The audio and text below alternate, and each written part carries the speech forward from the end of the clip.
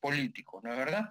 Y yo no creo que los candidatos a la presidencia deban de postular al Congreso. Creo que fuera del número de 60, cualquiera que pase 5% debe entrar supernumerariamente, lo que quiere decir que no se computa para el quórum, que no se computa para el quórum, y que si quiere va, y si no quiere no va, pero siempre va a ser una bisagra, un gozne, un elemento del diálogo nacional que no se debe de perder y que no debe de terminar siendo una caterva de insultos y sobre todo una fábrica de complots como ha sido en los últimos años, lamentablemente, la política nacional, ¿no es verdad? En consecuencia, estos son algunos de los temas que quería tratar. He tratado de dar una respuesta general. Y una última cosa, podría quedarme callado, pero no me voy a quedar callado. Javier Pérez de Cuéllar fue un gran diplomático, efectivamente hizo una gran gestión, pero cuando fue baloteado don Javier Pérez de Cuéllar, lo fue porque don Javier, cuando se produce el golpe de Velasco, él lee el manifiesto de Velasco, digamos, con el cual se cancelaba la democracia en 1968. Y ese no fue un gesto democrático. Los peruanos, cuando queremos sostener la democracia, tenemos que luchar permanentemente por la vigencia de la democracia, aunque eso nos traiga efectivamente sinsabores. Y por no haber tenido eso, es que lamentablemente hemos tenido que soportar largos años de dictadura. Esa fue la razón por la que no se la ratificó. El autor de eso fue don Javier Albo Orlandini, digamos, el que organizó todo ese tema, que fue un gran repúblico y además una persona de una gran visión también de lo que era el país. Pero hay que decir las cosas como son. Hay que decir la verdad tal cual uno la percibió, la vio y la vivió. Después hizo una magnífica gestión, como ha dicho Pancho. Fue un gran secretario general. El Perú puede sentirse orgulloso de él. Pero la razón por la que sucedió el otro episodio también tuvo su porqué, y tuvo un porqué más que razonable en la historia de un país que lamentablemente ha sido azotado por golpes y por dictaduras. Muchas gracias, Omar. Muchas gracias a todos los señores parlamentarios que han tenido la gentileza de escucharnos hasta esta hora, y un honor para mí compartir con Pancho y con la doctora Pérez. Gracias. Muchas gracias al doctor Alberto Borea, genial su exposición, al igual que Francisco Iguren y la doctora Marisol Peña. Solamente para redondear, no se vayan, disculpen que haga una pequeña última repregunta que se nos quedó en el tintero. En este orden, y les agradecería a los invitados un minuto nada más, porque ya estamos acabando y hemos tenido espectaculares 5 horas de debate. Uno de los proyectos habla sobre que, como en otros países, el congresista de la República, sea senador o diputado, no pueda ser ministro de Estado, ¿no? Para que no se suceda un conflicto de intereses o para que se dedique de manera exclusiva al Parlamento. Es decir, habría un cambio de constitución, de reforma constitucional en ese artículo, que señala o que señalaría, digamos en este sentido, que un ministro de la República, sea senador o diputado, ya no puede ser ministro de Estado y se dedique exclusivamente al Parlamento. Entonces, en un minuto quisiera preguntarle al doctor Iguren y al doctor Borea si están de acuerdo o prefieren que se continúe con la fórmula final. Doctor Iguren, para terminar. Bien, este tema fue tocado de manera pendular en nuestras primeras constituciones del siglo XIX. Al principio se prohibía que un congresista pudiera ser ministro, o se decía, si acepta ser ministro, vaca inmediatamente como congresista. Luego alguna otra constitución dijo, no, sí puede, pero tiene que dejar. Y estuvo en eso como 4 o 5 constituciones, hasta que a mediados del siglo XIX, y se formaliza ya en 1920, queda clara la compatibilidad sin necesidad de renuncia. Y creo que quien mejor ha trabajado este tema de los ministros es Manuel Vicente Villarán, ¿no? Y él hace una reflexión política que a mí me pareció siempre bien interesante. Villarán dice, él que critica la debilidad de los presidentes de Consejo de Ministros y de los ministros porque el presidente pesa tanto políticamente que no les deja sitio, ¿no? Entonces, él dice que el presidente pueda llamar a algún congresista como ministro, que es, claro, una designación temporal, ¿no? Además, en nuestro país estamos viendo que los ministros duran muy poco, ¿no? Yo también, la verdad, que duré poquísimo. Por eso no quiero política, presidente Tejade. Pero el punto es, dice Villarán, rara vez el presidente va a llamar como ministro a un congresista que ejerza un cargo de liderazgo en el Congreso o en un partido, por temor a que le haga sombra. Y rara vez un líder del Congreso va a querer ponerse a la sombra del presidente en el Ejecutivo. Son pocos casos, dice Villarán. Yo le diría, yo prefiero que sí se pueda mantener, porque a veces, cuando uno postula, o sea, cuando un partido postula a la presidencia y al Congreso, no sabe cuál va a ser el resultado. Y a veces, en nuestro país, que no hay una solidez partidaria, muchas veces el Poder Ejecutivo puede necesitar temporalmente el concurso de personas que tienen manejo político o tienen una gran especialidad en un tema y que han sido escogidos como congresistas, pero que el gobierno los necesita un tiempo como ministros. Entonces, yo creo que es mejor dejar abierta la posibilidad de la compatibilidad. Nunca se usa mucho. La función de ministro rara vez es demasiado duradera en nuestro país. Yo prefiero que se pueda hacer, porque eso del conflicto de intereses no lo veo tan claro, porque, o en todo caso, si se quiere ser más radical, que lo pueda y que mientras ejerza la función de ministro no siga teniendo funciones parlamentarias, deje de tener el cargo, entre el accesitario, deje de cobrar sueldo parlamentario, no puede ir como invitado, pero no votar en los debates. Puede ser una forma, pero la incompatibilidad tajante creo que traería más perjuicios que beneficios. Gracias. Muchas gracias al doctor Eguiguren y disculpando la repregunta al doctor Borea. Por favor, Tito, adelante. Bien corto. Yo, en principio, siempre he estado en contra, digamos, de toda esta suerte de menjunje de sistemas que se utilizó en el Perú, este híbrido político entre parlamentario y presidencial, ¿no es verdad? En consecuencia, cuanto más lejos estuvieran los parlamentarios del Poder Ejecutivo, eventualmente mejor. Pero Pancho ha dado ha dado una respuesta que me hace pensar y que seguramente la pondré en mi próxima obra cuando escriba sobre eso, que es exactamente este tema. O sea, puede ser que él necesite que el presidente tenga que hacer una alianza para conseguir eso necesite entrar en un acuerdo con el jefe de otra fracción política que eventualmente le garantiza la mayoría. Esa podría ser la fórmula, pero también con los aderezos que él le ha puesto.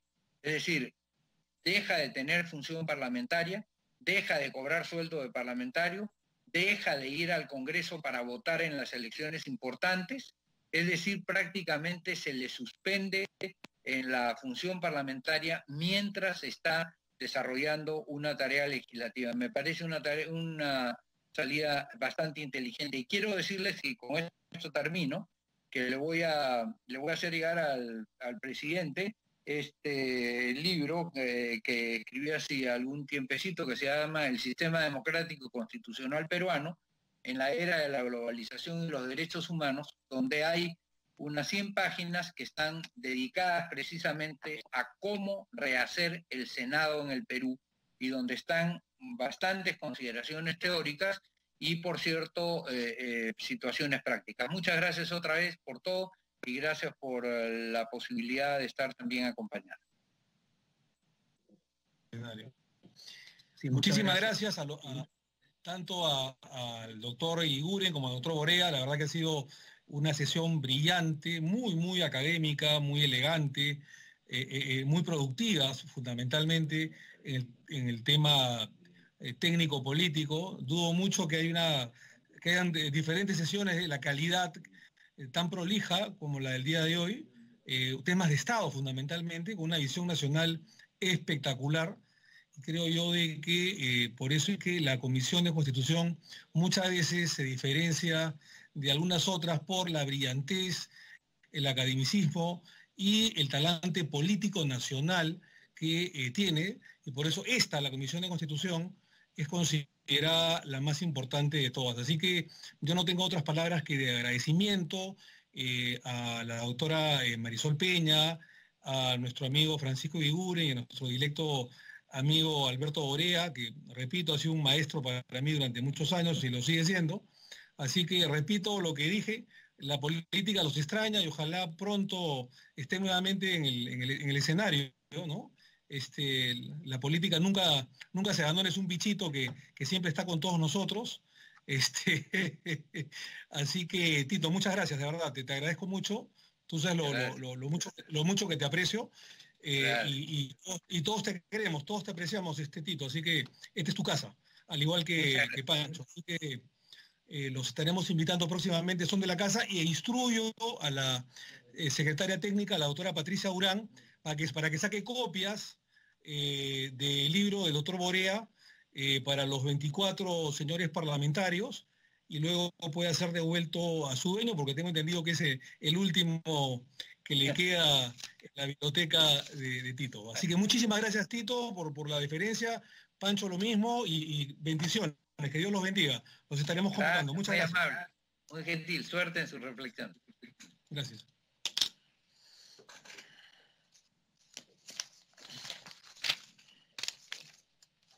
Se suspende por breve término la sesión durante 2 minutos para darle oportunidad a los expositores que puedan retirarse en el momento que consideren oportuno. 2 minutos, suspendemos la sesión.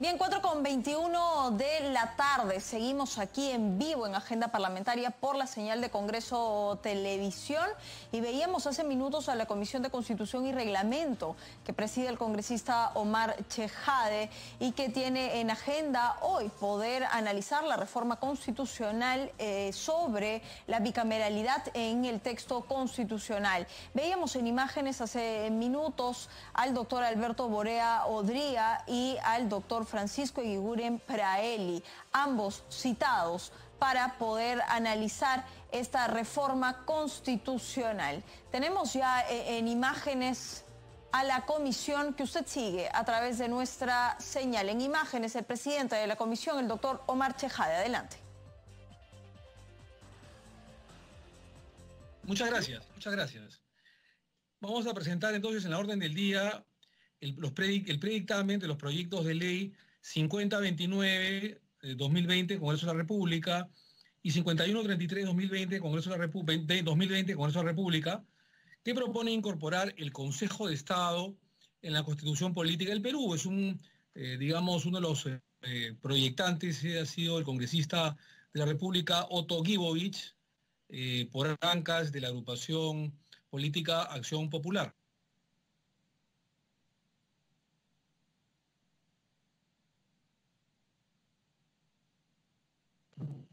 Dicho sea de paso, el día de ayer se convocó al 7º Consejo de Estado por parte del presidente de la República, y ayer se celebró el 7º Consejo de Estado.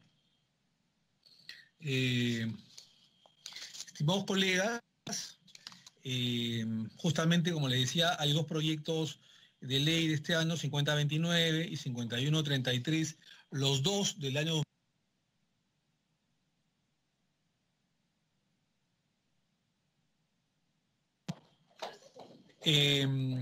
Los proyectos analizados en el predictamen buscan integrar el Consejo de Estado en nuestra Constitución Política. Para llegar a su aceptación, debemos analizar, en todo caso, los antecedentes históricos del Consejo de Estado en nuestro orden constitucional. En ese sentido, vemos que desde la última aparición en la Constitución de 1920, que vendría a ser la antepenúltima, el Consejo de Estado no figura en la Constitución ni en parte alguna de la legislación peruana, de donde la figura del Consejo de Estado se ha mantenido como una reunión de carácter puramente excepcional o de carácter de alguna manera extraordinaria. Este carácter excepcional no impide, sin embargo, que el día de ayer, pues repito, el presidente de la República haya convocado a la 7ª reunión del Consejo de Estado, donde, según el informe, se expusieron los temas de lucha contra la pandemia, la reactivación económica, la situación del empleo, los programas sociales y las reformas institucionales para fortalecer la democracia. Eso no significa en modo alguno que no se encuentre organizado en alguna norma de Estado. Sin embargo, por la frecuencia con la que se ha venido sucediendo, es de uso prácticamente consuetudinario. Por eso es que 2 congresistas de Acción Popular, tanto, repito, el congresista de Ancash, Otto Gibovich Arteaga, como el congresista Juan Carlos Oyola Rodríguez, los 2 de Acción Popular, hayan presentado esta iniciativa de reforma constitucional. Estas convocatorias del presidente de la República, reuniones con los otros poderes del Estado, es sin duda la costumbre o derecho no escrito practicado por el consentimiento de los poderes de Estado en ausencia de leyes escritas y por efecto de la primacía de la realidad. Es así que la repetición de estas reuniones al más alto nivel han ido adquiriendo un carácter de obligatoriedad al convertirse en exigencias colectivas. En consecuencia, cuando una costumbre llega a imponerse en una sociedad y a ser considerada como una necesidad, podemos decir que se transforma en un derecho consuetudinario. Refuerza esta apreciación el hecho que en 16 años, solo en una ocasión y solo un poder del Estado indicó no poder asistir debido a que la Constitución no regula la figura de las reuniones de trabajo entre los poderes del Estado, sino que establece las funciones y obligaciones que corresponden a cada uno. Sobre este punto en particular, debo remarcar que la opinión consultiva del Banco Central de Reserva va en el sentido de que no es necesario el Consejo de Estado, debido a que para situaciones de crisis, urgencia y regímenes de excepción, la Constitución, diversas leyes y reglamentos contemplan mecanismos para hacer frente a dicha situación. Sin embargo, la legislación citada por dicha institución hace referencia a lo que las entidades del Estado, cada una individualmente y por su cuenta, deben hacer en determinadas situaciones. No se hace referencia a la reunión de autoridades para coordinar acciones conjuntas que no se podrían hacer de alguna otra manera. Precisamente por esta razón es que conviene formalizar la presencia del Consejo de Estado en el ordenamiento jurídico peruano. Con respecto a la convocatoria del Consejo de Estado, este se ha reunido a invitación del presidente de la República sin que la convocatoria haya sido hecha por otro poder del Estado. La convocatoria entonces se encuentra de manera consuetudinaria dentro de las prerrogativas del presidente de la República, quien procede a convocar a las más altas autoridades como se ha venido sucediendo. Asimismo, se ha constatado que la convocatoria a reuniones del Consejo de Estado se hace en situaciones de crisis o de urgencia. De las 27 veces en que se han reunido desde el año 2004 al 2020, ayer ha sido la última, los temas de agenda, 27 veces, los temas de agenda para la convocatoria han sido la reforma judicial, en algún momento el andahuaylazo, seguridad ciudadana, lucha contra la corrupción, seguridad interna, narcotráfico, minería ilegal, espionaje en la Marina de Guerra, lucha contra la corrupción, corrupción en el Consejo Nacional de la Magistratura, declaratoria del estado de emergencia en el Callao, acciones contra el COVID-19 o las reformas constitucionales o políticas. Podemos colegir entonces que los poderes del Estado debían reunirse para encontrar soluciones o coordinar acciones sobre asuntos de interés nacional relacionados con políticas de Estado y el manejo de crisis en situaciones de urgencia y regímenes de excepción. Cabe recalcar que en ninguna de estas reuniones se han tomado acuerdos vinculantes. El Consejo de Estado ha funcionado como un organismo de carácter consultivo. En ese sentido, convendría preguntarse, ¿podemos hacer el Consejo de Estado un órgano autónomo? Al respecto, la jurisprudencia del Tribunal Constitucional en resolución número 0029-2008, PI del Tribunal Constitucional, indica 3 elementos esenciales que definen a un órgano constitucional autónomo. Primero, la necesidad, lo que implica que el órgano de que se trate sea un elemento necesario del ordenamiento jurídico, al punto que su ausencia determinaría una paralización de las actividades estatales, aunque sea parcialmente, o produciría una ilegítima transformación de la estructura del Estado. Este elemento también implica que el órgano debe ser insustituible en el sentido de que sus tareas solo pueden ser realizadas por este y no por otros órganos constitucionales. Segundo, la primera característica del Consejo de Estado es la necesidad. El segundo es la inmediatez. La inmediatez significa que un órgano, para ser constitucional, debe recibir de la Constitución de manera inmediata y directa sus atribuciones fundamentales que lo hagan reconocible como un órgano que se engarza coordinadamente en la estructura estatal bajo el sistema de frenos y contrapesos, propio de una concepción contemporánea del principio de división de poderes, como nos refiere el artículo 43 de la Constitución. Y finalmente, la tercera característica es paridad e independencia. La primera es necesidad, la segunda inmediatez, la tercera paridad e independencia respecto a otros órganos constitucionales. Esto quiere decir que un órgano constitucional, para ser tal, debe tener por mandato constitucional autonomía e independencia, de modo tal que no sea un órgano autárquico, ni tampoco un órgano subordinado a los demás órganos constitucionales e inclusive a los poderes del Estado. Si aplicamos estas condiciones al Consejo de Estado, veremos con respecto a la primera condición sobre la necesidad, constatamos que la ausencia del Consejo de Estado por la irregularidad en sus convocatorias no implica la paralización de las actividades estatales. Como ustedes pueden apreciar, los poderes del Estado siguen funcionando sin ningún problema y se reúnen solamente cuando la necesidad se presenta o la necesidad lo obliga.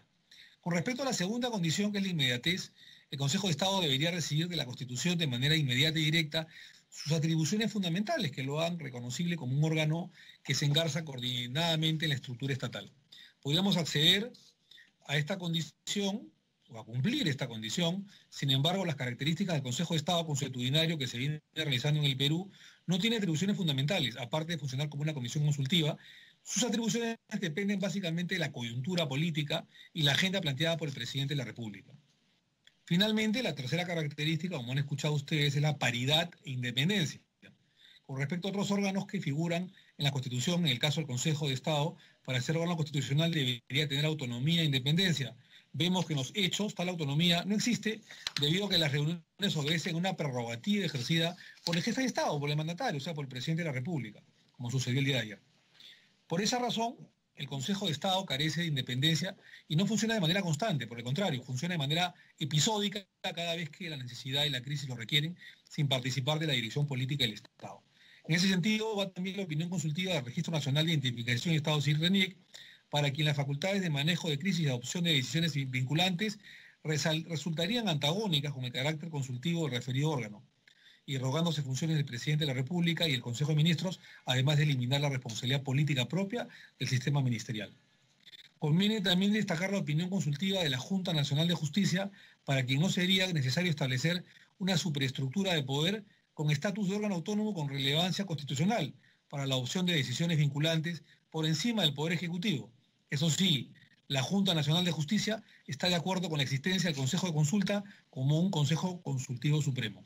En suma, si se le atribuye el estatus de órgano autónomo, podría ser contraproducente respecto a las atribuciones en que el artículo 118 de la Constitución delega en el presidente de la República. Asimismo, podría producirse el caso extremo en que decisiones de vital importancia para la vida de la nación, como conflictos externos, pandemias mundiales, estén sujetas a la mayoría del Consejo de Estado, lo cual podría ser perjudicial tanto en términos prácticos como constitucionales, al afectar atribuciones de los demás poderes del Estado. En el derecho comparado es importante también mencionar que el Consejo de Estado propuesto no podría tener las características similares, por ejemplo, al país italiano, Italia, Francia, España, Colombia. Esta última, dicho sea de paso, la de Colombia, fundada por Simón Bolívar en el año 1817, por el libertador Simón Bolívar, cuyas competencias van desde las opiniones consultivas vinculantes, la resolución de conflictos, hasta ser la máxima jurisdicción constitucional y administrativa del país. Por lo tanto, consecuentemente, el Consejo de Estado no solo no cumple con las condiciones para ser un órgano constitucional autónomo, sino que también no podría hacerlo por las atribuciones que requeriría, como son el Jurado Nacional de Elecciones, el Banco Central de Reserva, la Junta Nacional de Justicia, la Defensoría del Pueblo, la Contraloría General de la República, el Ministerio Público o la Fiscalía de la Nación. Dicho esto, existe una realidad que es necesaria analizar, de ahí que surja la importancia de institucionalizar el Consejo de Estado bajo otra modalidad con la finalidad de permitirle la obligatoriedad de la asistencia de las autoridades requeridas cuya ausencia provocaría un impasse político-institucional, restándole fuerza y legitimidad.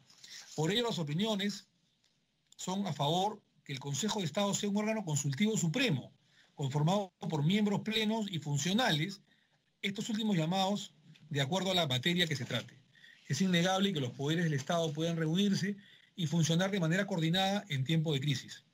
Esta función del principio de la separación de poderes previsto en el artículo 43 de la Constitución Política, según el cual el Estado es uno e indivisible y se organiza según el principio de la separación de los poderes. Es de este precepto del que se colige el principio de colaboración y cooperación entre poderes, precisamente es aquí donde el Consejo de Estado encuentra toda su legitimidad. Sobre la separación de poderes, el Tribunal Constitucional ha tenido la oportunidad de pronunciarse en la sentencia recaída en el expediente número 002-2008-PCC/Tribunal Constitucional TC, según la cual el ejercicio de una competencia compartida entre ambos niveles de gobiernos debe realizarse de manera coordinada entre ellos y no de modo autónomo, de acuerdo al principio de cooperación y lealtad constitucional regional y nacional, con la finalidad de promover el bienestar general fundamentado en la justicia y el desarrollo integral y equilibrado de esta nación. Esta jurisprudencia refleja el modelo de organización estatal que ha venido imperando en el Perú, percibido desde el ángulo estricto de la separación de poderes y por ende de función. Es de esta manera que los poderes del Estado, ejecutivo, legislativo y judicial, han funcionado sin que existan los puentes administrativos para que ese distanciamiento les permita funcionar coordinadamente. Eso del olvido que los poderes del Estado tienen funciones que cumplir, pero que éstas obedecen a una visión de país. Esta división se ha acrecentado con el nacimiento de autoridades autónomas, haciendo la división de poderes aún más palpable, sin haber previsto mecanismos de articulación y coordinación. Esto ha originado que con el tiempo, poderes del Estado, entre ellos y autoridades autónomas, no encuentren los espacios de concertación para el necesario entendimiento y trabajo en conjunto. Este fraccionamiento e ineficacia en el accionar de los poderes del Estado se hace aún más palpable en tiempos de crisis y urgencia nacional, por lo que cabe precisar que la división de poderes garantiza la independencia y autonomía de los poderes del Estado. Sin embargo, según el Tribunal Constitucional, dentro del marco del principio de división de poderes, se garantiza la independencia y autonomía de los órganos del Estado. Ello, sin embargo, no significa en modo alguno que dichos órganos actúan de manera aislada y con compartimentos estancos, sino que exige también el control y balance, el check and balance entre los órganos del Estado, o control y balance.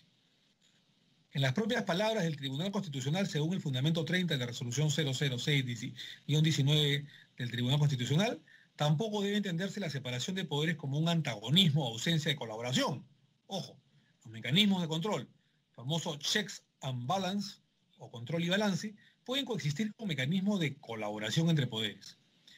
Por sobreabundancia de medios, el Tribunal Constitucional en el fundamento 24 de la resolución número 004-2004-Tribunal Constitucional precisa que la separación de poderes, es ad literam, lo estoy leyendo, la separación de poderes que configura nuestra Constitución no es absoluta, porque de la estructura y funciones de los poderes del Estado regulados por la norma suprema también se desprende el principio de colaboración de poderes. Sobre este punto central, el Tribunal Constitucional, en el fundamento 15 de su resolución 0006-2006, Tribunal Constitucional precisa lo que podríamos calificar de gobernabilidad coordinada. Uno de estos principios constitucionales que debe respetar todo poder del Estado y todo órgano constitucional es el de separación del poder reconocido en el artículo 43 de la Constitución. Este principio no debe ser entendido en su concepción clásica, esto es, en el sentido que establece una separación tajante y sin relaciones entre los distintos poderes del Estado. Por el contrario, exige que se le conciba, por un lado, como control y balance entre los poderes del Estado y, por otro lado, como coordinación y cooperación entre ellos. Consecuentemente, estimados colegas de esta digna comisión, señores parlamentarios, el principio de separación de poderes debe ir al mismo tiempo de la mano con el principio de colaboración entre los poderes, que permite el funcionamiento armonioso y coordinado del Estado. En ese marco, el Consejo de Estado viene a funcionar como mecanismo de articulación, coordinación y cooperación entre los poderes del Estado y las autoridades del país. Es ahí donde podrán concertar políticas y estrategias que permitan la mejor gobernabilidad. Su función es entonces necesaria en nuestro ordenamiento jurídico, principalmente en la Constitución Política, como una de las competencias del presidente de la República, a quien ya le corresponde convocar al Consejo de Estado. Esta vez se le debe dar la obligatoriedad necesaria para que permita a los poderes del Estado y autoridades, más allá de cualquier color político y las circunstancias, puedan reunirse y coordinar acciones sobre políticas de Estado, una visión nacional o agenda país, en situaciones de crisis y urgencia para la nación. Por lo expuesto, la Comisión de Constitución y Reglamento recomienda, según los proyectos de ley presentados tanto por el congresista Otto Guibo Arteaga como Juan Carlos Oyola, de la agrupación política Acción Popular, la siguiente ley de reforma constitucional que incorpora el Consejo de Estado en la estructura del Estado. Artículo único, incorporación de los artículos 118A, 118B y 118C. En el título cuarto de la estructura del Estado, capítulo primero del Poder Legislativo de la Constitución Política del Estado. Incorpóranse los artículos 118A, 118B y 118C en el título cuarto de la estructura del Estado. Capítulo 1, referente al Poder Legislativo, el Poder Ejecutivo de la Constitución Política del Perú, con la siguiente redacción. Me voy al 118 de la Constitución Política vigente, repito, en la que habla sobre el Poder Ejecutivo, ¿no es cierto? Corresponde al Presidente de la República, están sus funciones, sus atribuciones en el 118, que es artículo único, y en la reforma constitucional se propone en este predictamen 3 incisos adicionales del 118, A, B y C. 118A diría lo siguiente: el Consejo de Estado es el supremo órgano consultivo del Presidente de la República en asuntos de interés nacional relacionados con políticas de Estado y manejo de crisis en situaciones de urgencia y regímenes de excepción que afecten la vida de la nación. Su convocatoria materializa los principios de coordinación y cooperación entre poderes del Estado. Repito, su convocatoria materializa los principios de coordinación y cooperación entre los poderes del Estado. Ese sería el 118A. El 118B de la fórmula del predictamen contempla lo siguiente: el Presidente de la República convoca y preside el Consejo de Estado, cuya composición es la siguiente. 1. Miembros permanentes: el Presidente de la República, el Presidente del Poder Legislativo y el Presidente del Poder Judicial. Segundo, miembros funcionales: el Presidente del Tribunal Constitucional, el Presidente de la Junta Nacional de Justicia, el Fiscal de la Nación, el Defensor del Pueblo, el Contralor General de la República, el Presidente del Banco Central de Reserva, el Superintendente de Banca y Seguros y Administrador de Fondo de Pensiones, y el Presidente del Jurado Nacional de Elecciones. El Presidente de la República puede convocar a las sesiones del Consejo de Estado a toda autoridad pública o privada. Y por último, el 118C, que es corto y dice: la asistencia al Consejo de Estado de los miembros plenos y funcionales es obligatoria bajo responsabilidad. Muy bien, señores congresistas, este es el predictamen. Se ha hecho una evaluación bastante técnica, prolija, en base a los dos proyectos de ley de reforma constitucional, repito, de la agrupación política Acción Popular, tanto del congresista Otto Guibo Arteaga como del congresista Juan Carlos Oyola, Juan Carlos Oyola Rodríguez. Y bueno, abrimos el debate porque además es un tema, digamos, que está en la coyuntura política. Se han convocado el 9 de julio, se convocó al penúltimo Consejo de Estado, y el día de ayer, 28 de septiembre, al último Consejo de Estado por el Presidente de la República y los demás presidentes o jefes o miembros de los demás poderes y estamentos estatales del Estado. Así que no es un tema baladí, es un tema importante. Se abre el debate para los congresistas que quieran hacerlo, para opinar sobre este predictamen y para poder de alguna manera llegar a acuerdos dentro del debate, ¿no? Me ha pedido el uso de la palabra por interno el congresista Otto Guibovich, que es uno de los proyectantes, antes de que la representación nacional, a través de la Comisión de Constitución, pueda también comentar la norma. Así que, congresista Guibovich, adelante, por favor, con todo gusto. Muchas gracias, presidente. Y mi saludo cordial a todos los componentes de esta importante Comisión de Constitución. Estuve presente en gran parte de la sesión y de verdad debo saludarles por la presencia el día de hoy del señor Eguiguren, del señor Borea, de la catedrática chilena. La verdad que ha sido muy importante poder escucharles. Se aprende bastante de las experiencias que ellos pueden compartir con una comisión tan importante como la de Constitución, acerca de la bicameralidad y otros temas más que creo enriquecen mucho la discusión en esta comisión. Bueno, me ausenté un rato porque estuve en reunión con alcaldes de centros poblados que están peleando por un dispositivo legal, pero he llegado a tiempo justo cuando usted exponía el dictamen y usted ha terminado justamente con algo con lo que yo quería empezar. El día de ayer se ha reunido el Consejo de Estado, pero hoy día el Consejo de Estado, y desde que lo instituyó Andrés Flores Arauz, me acuerdo en la época de Toledo, cuando la aprobación del presidente estaba por debajo de 10, era de un dígito, y habían crisis y movimientos sociales, y la gobernabilidad, la verdad que era crítica, y ese Consejo de Estado, la reunión de los presidentes de los tres poderes, logró darle estabilidad, pero yo lo recuerdo perfectamente, porque en ese entonces yo era oficial general en situación de actividad, y se veía con preocupación la inestabilidad que se vivía en el país. Y esa reunión de los tres jefes de los poderes coadyuvó a que se salve esa situación y prevalezca la democracia. Entonces, a partir de ahí siempre yo me quedé con esa duda de ver por qué no se tenía en la Constitución, ya no como una opción, sino como un mandato, un Consejo de Estado. Decía que ya no como una opción, sino como un mandato en la propia Constitución del Estado, el Consejo de Estado. Yo creo que es necesario, o sea, el principio de necesidad está claro. Ayer ha sido la reunión después de la semana en que tuvimos el debate por la vacancia, ¿no? Después se reunió otro cuando empezó la pandemia, o sea, las crisis nos están demostrando que es necesario que exista un consejo consultivo de más alto nivel, pero a esto le estamos agregando también la posibilidad de mirar el horizonte a largo plazo, más allá de los programas quinquenales de gobierno o de las políticas quinquenales de gobierno, sino a las políticas de Estado de largo plazo que trasciendan los gobiernos, que son muchas veces efímeros, rápidos. Entonces, visualizar un Perú de largo plazo, para lo cual tenemos ya ese plan yo no sé qué ha hecho en todo este tiempo de la pandemia, creo que lo hemos olvidado, ¿no?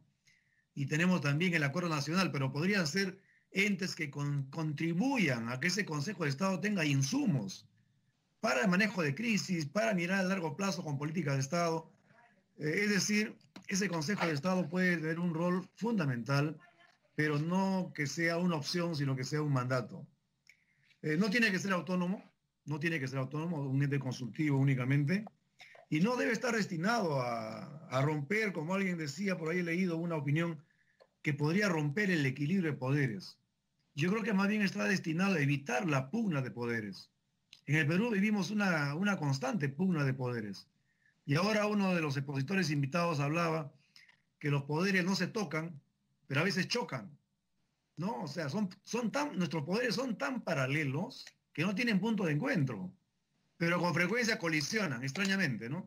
Entonces no se tocan, pero sí chocan. Y hemos tenido cierre de congresos, hemos tenido censura de ministros, censura de gabinetes. Entonces yo creo que todo esto tenemos que ir limándolo en el tiempo y hay que ir encontrando nuestras propias fórmulas. Hay jurisprudencia, hay referencia en el análisis comparado con otros países, pero tenemos que ir encontrando nuestras fórmulas. Creo que fue Eguiguren quien decía, no, fue la doctora de Chile quien decía, citando a Javale, que la Constitución representa un poco la cultura de sus pueblos. Nosotros tenemos que ir construyendo también nuestra Constitución, perfeccionándola, no cambiándola cada rato, hemos cambiado 13 veces, pero sí podemos ir mejorándola, haciendo enmiendas, como parte también de la evolución cultural. Esa cultura que va evolucionando y va encontrando también en la realidad un mandato, ¿no? En la voz del pueblo un mandato. Entonces, no es pues para romper el equilibrio de poderes, sino para evitar la pugna de poderes. Por lo demás, presidente, yo creo que la praxis en estos últimos tiempos nos ha demostrado que sí es necesario tener ese órgano consultivo.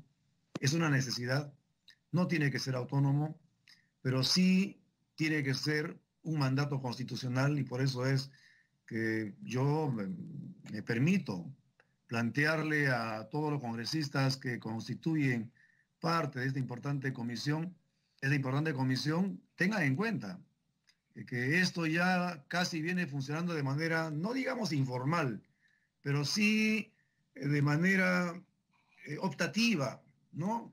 O sea, si lo creo, lo convoco, o si no lo creo, no lo convoco, pero creo yo que sí debería ser parte fundamental de una constitución y que luego reglamentado pueda ser mucho más útil para la conducción de los destinos de la patria, independientemente quién esté en el gobierno o más allá de cualquier otra consideración. Yo le agradezco, presidente, por la oportunidad de haber invitado hoy día a esta sesión.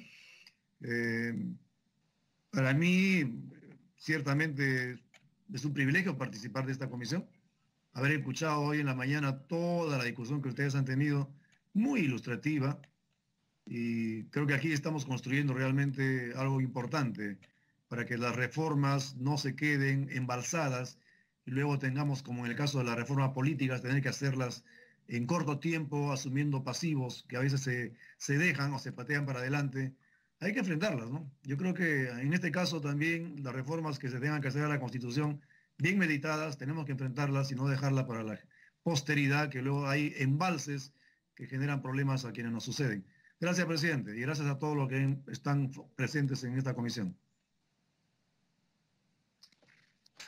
No, a usted las gracias, congresista Guibois, por su participación y para que se abunde un poco en detalle sobre el Consejo de Estado. Sí, efectivamente, en la época del señor Toledo, el expresidente Alejandro Toledo fue probablemente el primer Consejo de Estado, ¿no? Y usted lo sabe perfectamente, en la época que el presidente del Parlamento, el 2004 era el ex congresista y ministro de Defensa Antero Flores Arauz, efectivamente, el 2004. Así que le agradecemos su participación. ¿Algún congresista más quisiera hacer uso de la palabra? Manifestármelo por el chat, aunque me está fallando, o si no, verbalmente, por favor, para seguir debatiendo el tema del Consejo de Estado, que es un tema creo que importante, ¿no?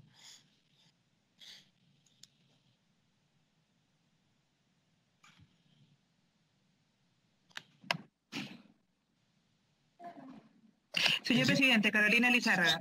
Claro, con esta Lizárraga, encantado, un honor. Adelante, por favor. Señor presidente, muchísimas gracias. En primer lugar, un tema de forma. El artículo 118, como usted lo ha señalado, se encuentra ubicado dentro del capítulo 4 sobre el Poder Ejecutivo, el cual inicia en el artículo 110 de la Constitución. No en el capítulo 1 sobre el Poder Legislativo. Y en la fórmula normativa que nos han pasado, al menos la que yo he leído, dice Poder Legislativo. Eso habría que cambiarlo, porque si quien va a convocar al Consejo del Estado es el presidente de la República, lo más lógico sería que efectivamente los 3 capítulos que se pretende incorporar... Congresista Lizárraga, sí. disculpe un paréntesis, hay una fe de ratas, efectivamente, sí, del Poder Ejecutivo, sí, efectivamente. Sí, gracias. Ya. Adelante. Adicionalmente, en la medida que no se le van a otorgar competencias vinculantes, ya que no existe en estricto otro órgano consultivo del presidente de la República, sugeriría que en todo caso el artículo 118A inicie con una fórmula más directa, que podría ser: el Consejo de Estado es un órgano consultivo no vinculante del presidente de la República. Asimismo, si se toma en cuenta como referencia quiénes integrarán el Consejo de Estado, que va más allá del presidente de la República, el Congreso y el Poder Judicial, sugeriría un cambio en el segundo párrafo del artículo 118A de la fórmula, de la manera siguiente: su convocatoria materializa los principios de coordinación y cooperación entre los poderes públicos y organismos constitucionales autónomos. Con relación al artículo 118b de la fórmula, si se considera que el artículo 118c refiere la asistencia de miembros plenos y funcionales, que la asistencia de miembros plenos y funcionales es obligatoria, sugeriría que se suprima en el artículo 118b aquella distinción entre miembros plenos y miembros funcionales. La distinción entre miembros plenos y miembros funcionales tendría sentido, a mi juicio, si es que los miembros funcionales son convocados en función al tipo de crisis que motiva la convocatoria del Consejo de Estado o al tipo de política pública que se desea someter a consideración. Pero si es que todos los miembros, los plenos y los funcionales están obligados a ir, entonces la distinción carecería de sentido. En todo caso, sugeriría que pueda profundizarse la argumentación sobre por qué es relevante dicha distinción, máxime si todos los integrantes ejercen iguales funciones públicas y representan al Estado. También en el artículo 118b, considerando que se debe procurar en la medida de lo posible la salvaguarda del principio de neutralidad estatal, a tal punto que si el presidente interviene o incide en los organismos electorales puede ser acusado, sugeriría eliminar de la relación de miembros que integran el Consejo de Estado a cualquier titular de los organismos del sistema electoral, en este caso al JNE, al Jurado Nacional de Elecciones. Con relación al artículo 118c, aunque podría considerársele como una forma de estilo, sería bueno que pudiese profundizarse más qué vamos a entender por el término bajo responsabilidad. Se está consagrando en la Constitución Política una obligación de asistir al Consejo de Estado y se está previendo que los titulares de organismos autónomos deben ir bajo responsabilidad. Si es que el titular no asiste a una convocatoria, ¿sería pasible de una denuncia por infracción constitucional o es que se está pensando en una responsabilidad más de índole administrativa, pese a que la obligación está consagrada en la Constitución? Si fuera una responsabilidad administrativa, ¿a quién atribuiría y determinaría cuál es la misma? La obligatoriedad de la asistencia implicaría la reglamentación de reglas de convocatoria para poder evaluar si una inasistencia es justificada o no, si la convocatoria fue bien efectuada o no. Al menos si la consecuencia de incumplir con el deber de asistir es una infracción constitucional y ello implicaría consecuencias jurídicas previstas en el artículo 100 de la Constitución. Dicha regulación, a mi juicio, tendría que venir a través de una ley de desarrollo constitucional especial, no de una modificación de la ley orgánica del Poder Ejecutivo, más allá que el Consejo de Estado sea convocado por el presidente. O no sé si es que se consideraría necesario emitir una ley de desarrollo constitucional. En todo caso, para evitar mayores complejidades, sugeriría la supresión del artículo 118c. Eso serían, a título personal, señor presidente, mis sugerencias y comentarios. Muchísimas gracias. Congresista Lizárraga, como veo que hay un interés ante una inminente reforma, digamos, importante, sobre el tema del Consejo de Estado, le agradeceríamos que nos haga llegar sus sugerencias, a pesar que hayamos tomado nota, para tratar de incorporarlas en lo que sea menester, ¿no? Entonces, por ¿Cómo, favor, ¿Cómo no, señor presidente? ¿Cómo no? Gracias, congresista.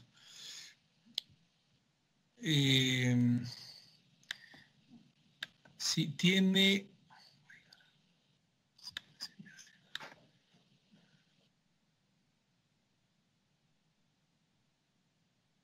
Sí, inmediatamente tiene el uso de la palabra la congresista María Cristina Retamoso. Encantado, adelante, por favor. Gracias, presidente. Muy buenas tardes.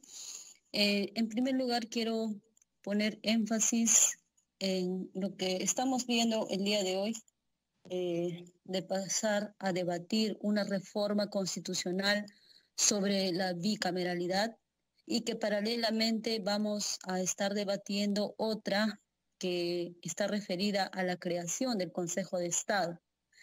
Téngase en cuenta que estos temas por sí mismos constituyen asuntos de suma importancia y considero que por responsabilidad y también diligencia en el desarrollo de un trabajo mucho más coherente con la labor que desempeñamos, considero que se debería agrupar todas las iniciativas